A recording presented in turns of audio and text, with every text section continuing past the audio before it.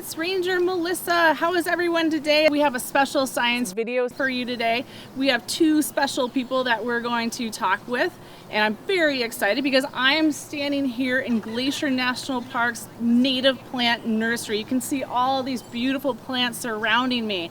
So today I'm here with Rebecca Lawrence, who is one of the program managers for the Native Plant Restoration Program in Glacier National Park. And I'm here with Levi, who is the nursery manager here for this native plant nursery. So before we talk to Levi, we're going to start with Rebecca, and she's going to tell us a little bit about the plants and what she does. Okay. Hi everybody, I'm excited to be here and have you see the native plant nursery here in Glacier.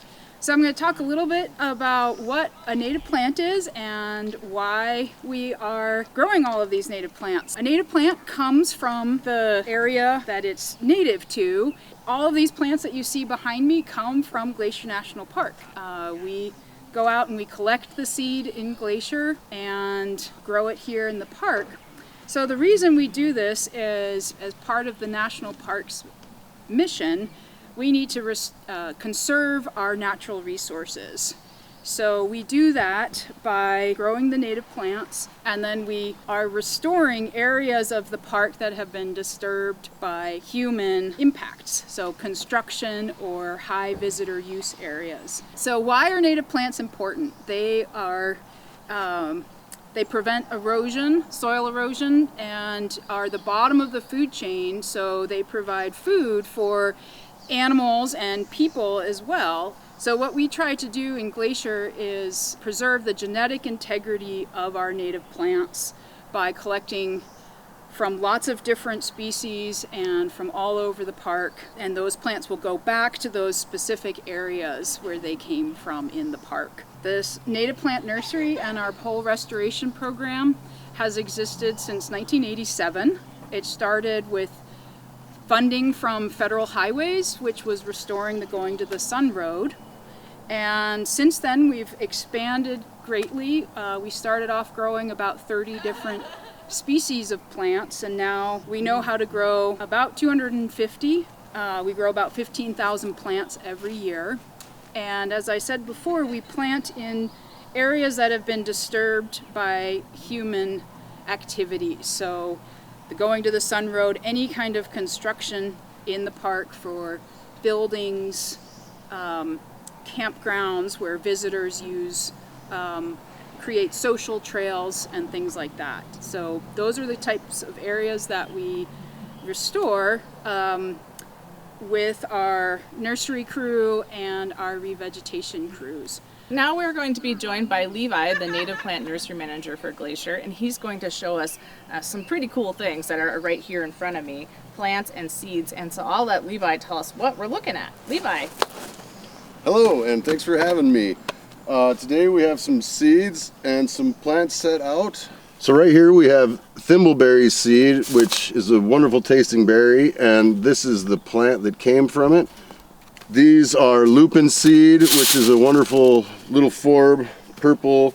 I love the seeds because they look like river rocks to me. This is white bark pine seed, which we actually have to climb the trees to collect the seed. Here we have a bergamot, which is in the mint family, and it has beautiful purple flowers. This is an aspen tree, which grows pretty well in the east side of the park and in the North Fork area. It's pretty prolific. Right here is a Spirea plant, which grows all over the park. This one is from St. Mary, so it will get planted back in St. Mary. And then here we have one of my favorite. This is a huckleberry. The scientific name is Vaccinium membranaceum. Huckleberry is a big food source for bears and birds and other wildlife here in the park. And people too. And people too, yes, lots of people eat them. So Levi, you showed us these thimbleberry seeds, and you said that a lot of the plants that you grow, you collect the seed and then you plant, you pot them, and then you grow the plants. But I'm looking at this and I'm just kind of curious, were these from seed or how did these get here? So actually these are our cuttings beds, and so approximately 70% of our plants are grown from seed. And then the other 30% are grown from vegetative propagation. So we go out and we actually take cuttings off of the plants, little branches, or these would be early shoots that have come up this year, come back and we process them, and then we use a rooting hormone, and then they get stuck in this bed, and approximately 6 to 8 weeks later we have roots on the bottom of them. No way. And so what are these ones? These are juniper from the Lake McDonald area. They'll take a little longer than, say, the cornice would. They really like to grow roots. These ones are harder, but we've gotten it down pretty well. And what's this material right here? This is perlite, so it helps to keep the sand a little lighter. This is about a 50-50 sand perlite mix. Oh, cool. And the sand allows for better drainage, and the perlite allows it so it doesn't just get compacted too much. Oh, but you said most of the plants you grow from seed. So this is just how much? About 30%. 30%. Okay. Whoa! Look at this. What is this, Rebecca? So this right here is a little baby rose plant that we started this past winter. So most of the plants that you see around here were actually seeded in the fall, and then they sit out here all winter and the snow falls on them and does its thing with the seeds, and then they germinate in the spring. But some species you need a little more work to get them to sprout, and so we pretend like we're mimicking winter, and we will put our seeds in the refrigerator for a certain period of time, and then we sow them in a greenhouse, and then we get them to grow. So here we have a little baby rose plant, and here we have a little baby grass, and both of these would have a brown tag on them, which comes from Waterton Lakes National Park. So we have an agreement with their program to the north, and we grow plants for them that they send us the seed, and then we grow the plants for them, and then they come and pick them up and plant them in their restoration areas. Wow, that is so great. That's why we're the International Peace Park, right? Yes, exactly. So this bed gets full sun, and since the plants are lower, the irrigation is a lower system. And then behind the shade house is the most shaded areas for the plants that grow in avalanche that are very shade tolerant.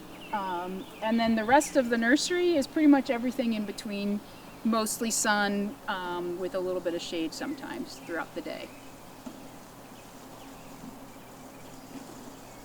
This has been so wonderful learning about the native plant nursery in Glacier. I am so thrilled to be here today, and I have learned a ton.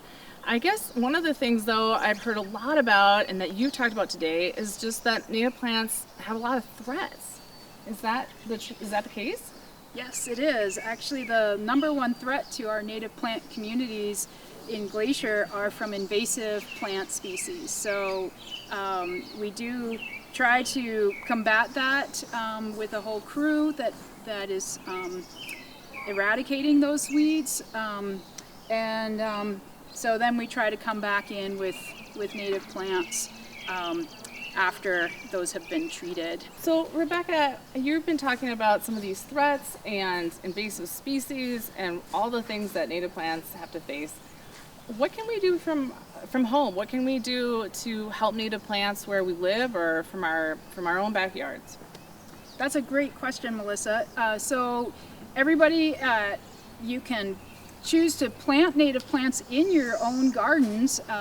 You can, oftentimes local nurseries do carry them, and you can find out more information from your local county extension agent, or if there's a native plant society in your area or your state, you can contact them to find out what would be appropriate to grow in your backyard. Awesome.